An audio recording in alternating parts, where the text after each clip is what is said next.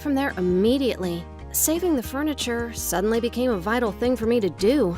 And so, I flew over the couch. In my mind, I was already looking forward to seeing Vincent laughing when he understood what was going on. I turned to see the place where he sat and I saw a big spot of blood. I recognized it in the light, almost white upholstery. It was a huge and disgustingly red spot of blood.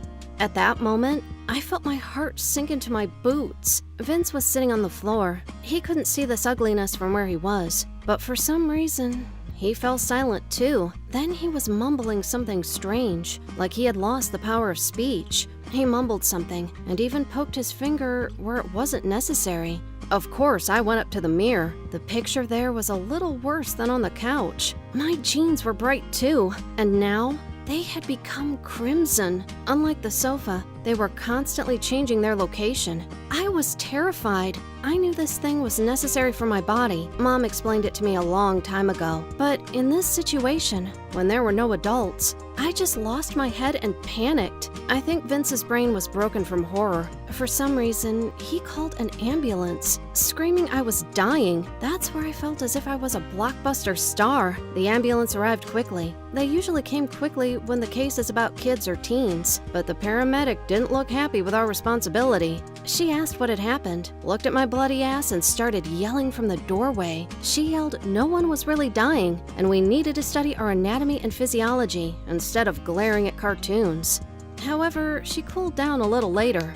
She gave me some pads. She explained on her fingers how to use them. I ran home to take a shower and put on a new device.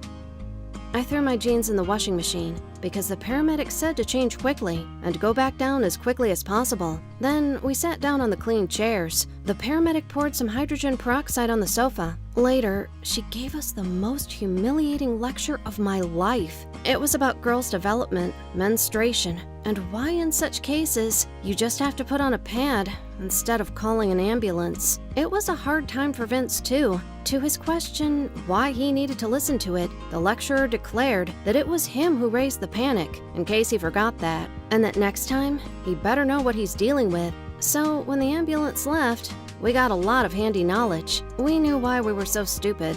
The remaining time before our parents returned was perfect. We were washing the sofa. The peroxide helped, thanks to the paramedic again. But we also used the brush, and instead of being red, that blood stain became yellow. We washed my jeans again in cold water and ate a chocolate cake to overcome stress.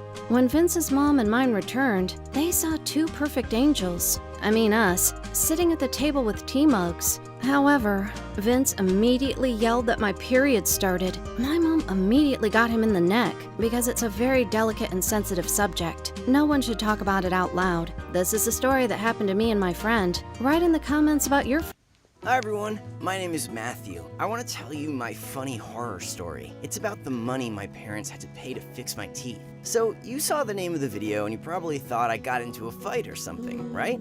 Nope, life is more interesting than that. But let's start from the top.